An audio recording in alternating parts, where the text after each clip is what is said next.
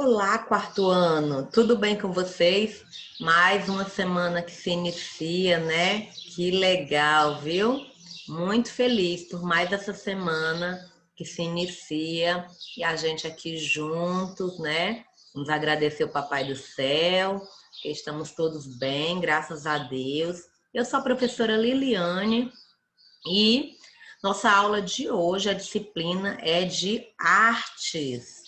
Então, vocês lembram que nós começamos um assunto na semana passada e o assunto era arte bruta?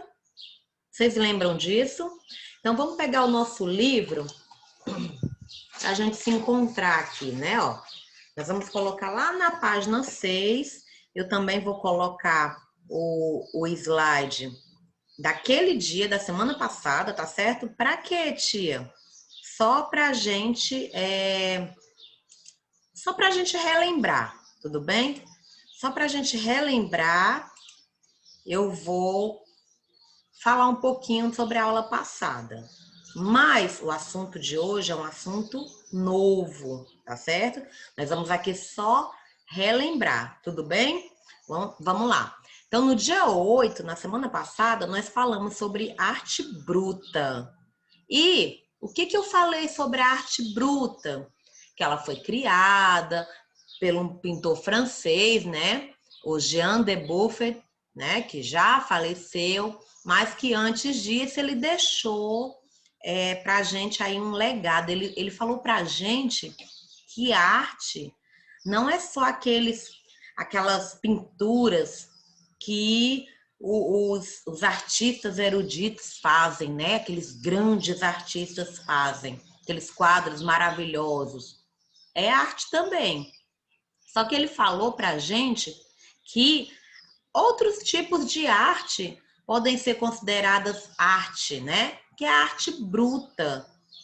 E de que maneira a gente consegue identificar a arte bruta? Vocês lembram? Eu falei para vocês?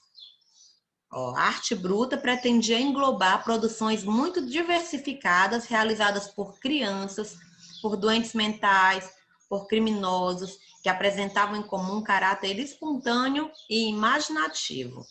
Então, assim, ó, a arte feita por bebês e crianças, ela também é considerada arte, entendeu? E antes não era. Antes desse pintor francês, não era considerado arte o trabalho, por exemplo, o meu trabalho ou o seu trabalho. Hoje em dia é considerado arte, sim. Então, o trabalho feito por idosos, lembra que eu mostrei para vocês? Já vai passar um pouco mais rápido, não com aquele mesmo detalhe, porque nós temos aí um outro slide, que é o slide de hoje, tá bom? Então, ó, dos idosos. A arte dos idosos é válida? Sim, a arte dos idosos também é arte, né? A arte de um detento. Tá vendo? Lembra que eu falei que tinha aqueles projetos, né? Que os detentos tinham a oportunidade de trabalhar a arte. Lembra que eu falei isso semana passada? Espero que vocês tenham assistido a aula da semana passada, viu? Tanto a turma 1 como a turma 2 só tem aula de artes pela videoaula, porque na segunda-feira, né? Então, quem tem a deficiência intelectual, lembra que eu falei que quem fica internado, né? Ou mesmo quem faz um longo tratamento, não é medicação, um dos tratamentos que os médicos propõem para quem tem deficiência intelectual é essa arte aí, a arte de pintar, tá certo? Quem tem deficiências, necessidades especiais, ó, lembra que eu mostrei para vocês que pode ser usado tanto com a boca, ó, olha a menina com pincel na boca, como com os pés. Tudo isso eu falei na aula da semana passada, né? Então mostrei alguns exemplos e falei para vocês que a nossa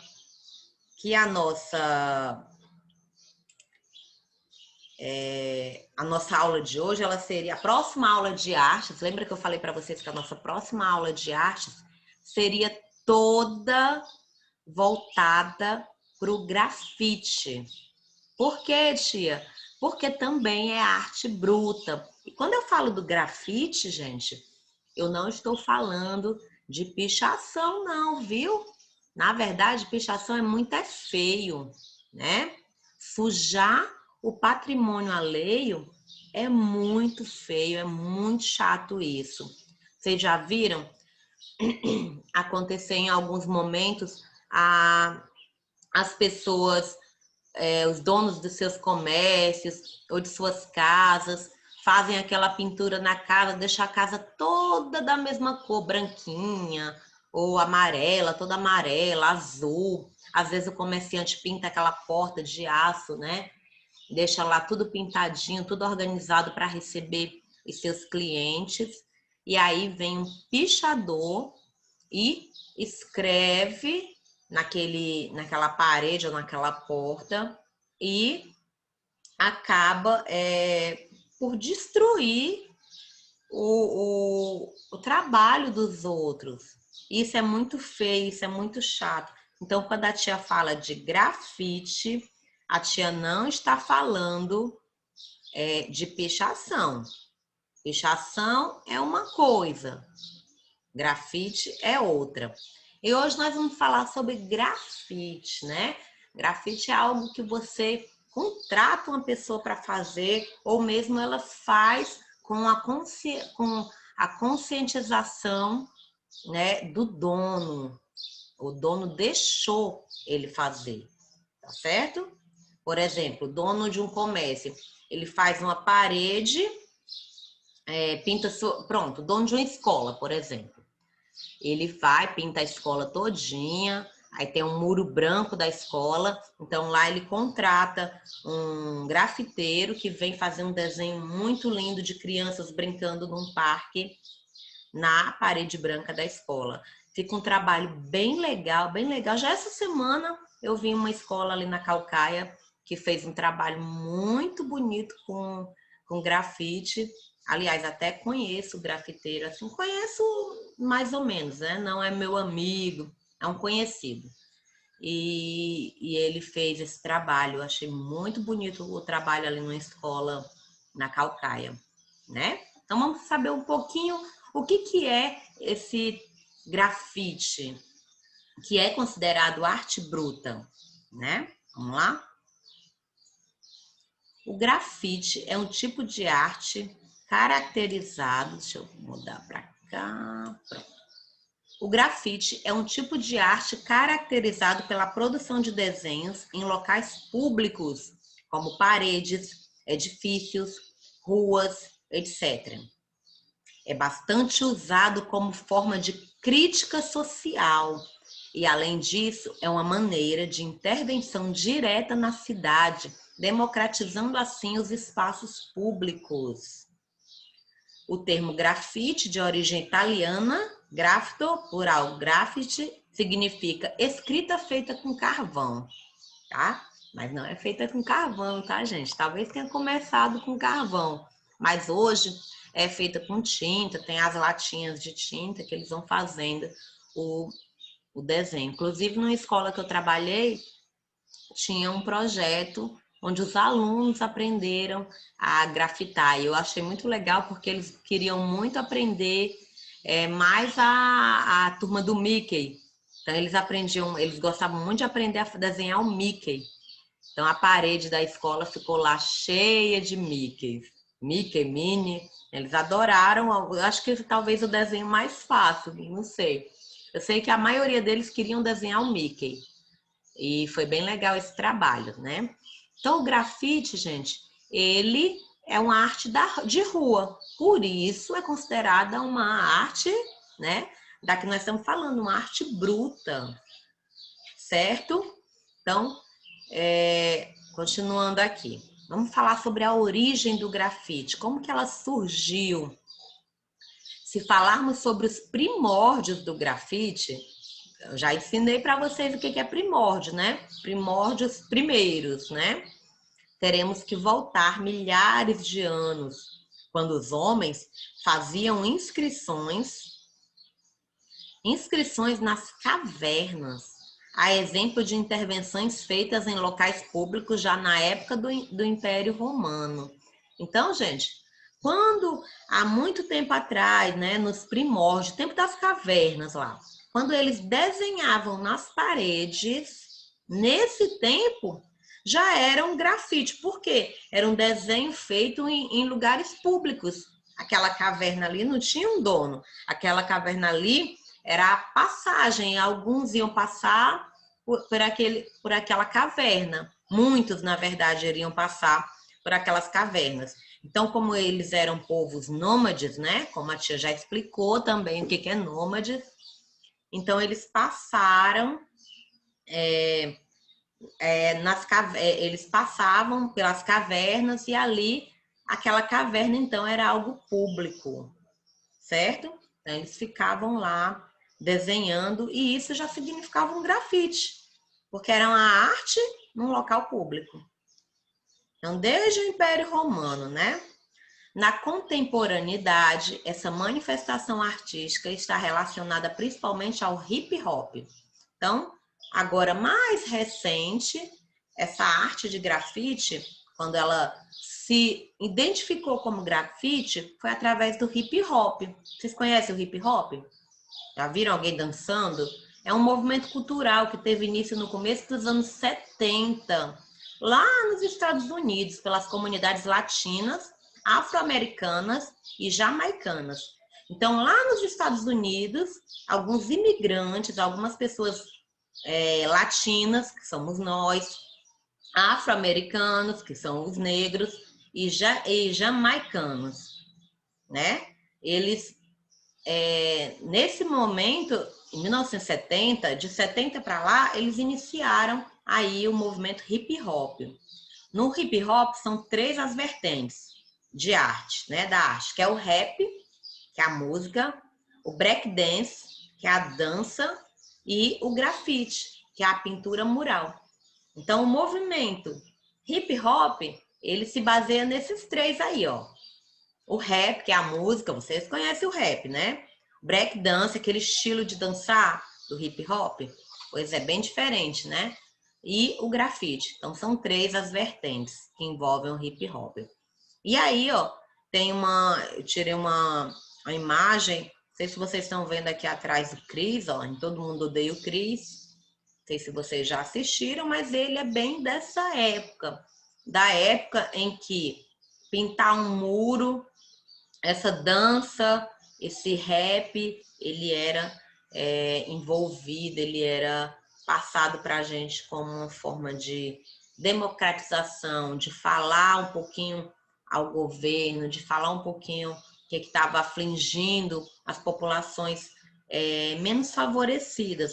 Porque quem já assistiu o Cris vê que ele é uma pessoa bem desfavorecida da sociedade, ele é uma pessoa que não tem muitos recursos, né? Então, tudo para ele é muito difícil.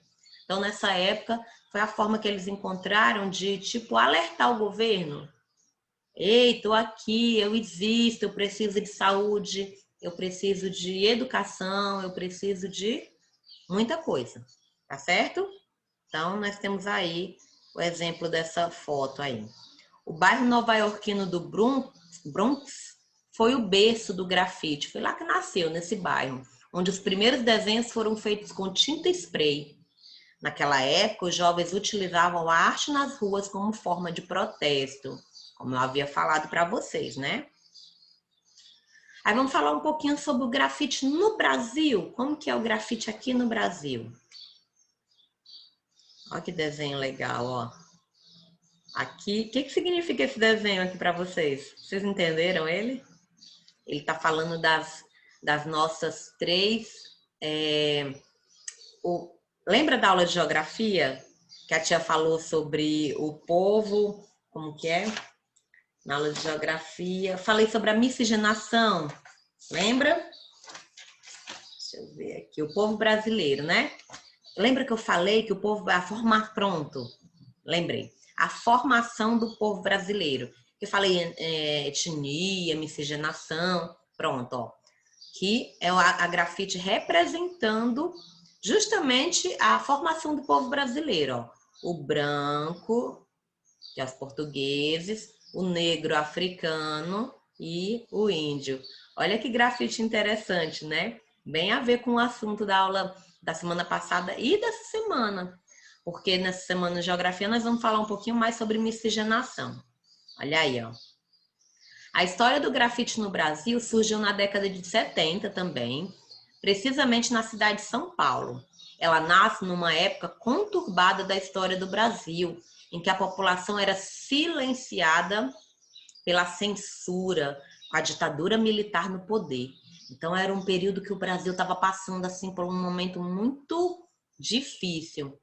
Se falasse alguma coisa contra o governo, era preso, morria. Ixi, foi uma época bem difícil. Mas vamos falar disso no livro de história, lá para o finzinho do ano, tá? Paralelamente ao movimento que despontava em Nova York, o grafite surge no cenário nacional como uma arte transgressora. A linguagem da rua não pede licença e grita nas paredes da cidade os incômodos de uma geração. Então ele nasceu, que hoje em dia é legalizado, quando ele nasceu não, ele era igual a pichação. Ele era visto como uma pichação, né? Então o grafite nasceu a população não, vamos dizer assim, o governo não aceitava o grafite. Por quê? Porque eles queriam, o grafite significava o pedido pela educação, pela saúde, pela, eu quero falar, pela liberdade, entenderam? Então o governo da época, não é, na época da ditadura, não queria isso, tá certo? A partir de então, a arte de grafitar se transforma em um importante veículo de comunicação, né? Depois que ela foi muito condenada, aí se tornou um veículo de comunicação urbana e colabora para a existência de outras vozes, outros sujeitos históricos e ativos passam a ter a chance de participar artística e politicamente da cidade. É importante ressaltar que o grafite, inicialmente, foi uma arte caracterizada pela autoria anônima. Ninguém sabia quem é que fazia. Por quê? Era proibida, ó, todo. O grafiteiro, o writer, nem sei se chama assim, gente. Mas não sou professora de inglês, né? Transformava a cidade em um suporte de comunicação artística sem delimitação de espaço, mensagem ou mensageiro. Portanto, a preocupação naquele momento era a arte em si, e não o nome de seu autor. Naquele tempo não queria saber quem era que estava fazendo, né? Queria era gritar pela liberdade. Por esse motivo, os ditos cânones são retirados de sua posição central para dar lugar a uma arte de todos e para todos. Assim, desde a década de 70, os grafiteiros brasileiros se apropriaram do espaço público, a fim de transmitir mensagens de cunho político, social, cultural, humanitário e, sobretudo, artístico. O importante nome do grafite no Brasil foi o artista Alex Valauro, considerado precursor do movimento no país. Ele utilizou diversos suportes para estampar sua arte, além dos muros e paredes da cidade. Seus desenhos eram simples e o objetivo em meio ao caos urbano, facilitando a compreensão da mensagem. Olha aí, ó, como que era. A arte nesse momento, para não ser somente vista dentro dos museus ou dos centros culturais, mas também nas paredes das ruas, nos túneis, nos prédios da cidade. Com efeito, o grafite é definido como mais que uma linguagem artística. Torna-se assim um importante instrumento de protesto e de transgressão dos valores estabelecidos. Então, o grafite ele veio não para ficar ali presa no museu, sim para ficar espalhada pela cidade.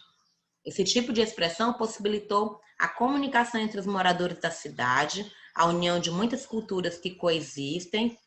Em outras palavras, facilitou a fusão entre o centro e a periferia. No Brasil, essa arte discerniu-se rapidamente pelo país. Hoje em dia, segundo estudiosos do tema, o grafite brasileiro é considerado um dos melhores do mundo. E nós temos aqui, ó, Kate Haring, Kate Haring, nos Estados Unidos. Olha a arte dele. Esse é o artista e ativista americano, né? Ele nasceu na Pensilvânia, na década de 80. Ele contribuiu muito para o movimento do grafite, né? Aqui o Banks, na Inglaterra. Olha o trabalho do Banks, na Inglaterra. Banks também é um ativista político que nasceu na Inglaterra. Seus trabalhos são geralmente produzidos com a técnica do stencil, molde vazado. É encontrado na cidade de Bristol, Londres e em várias outras partes do mundo. Nós temos os gêmeos aqui no Brasil. A arte deles.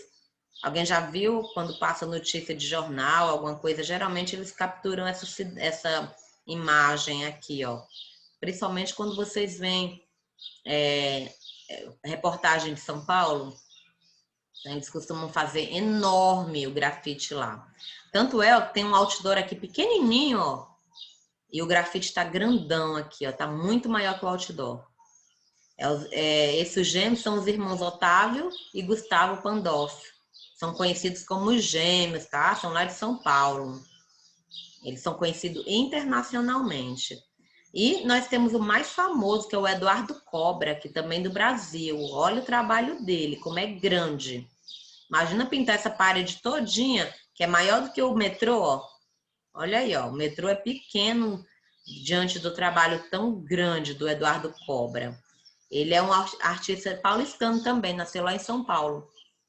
No começo da carreira ele foi um pichador, mas aí ele se tornou um grafiteiro e hoje considera-se pintor muralista.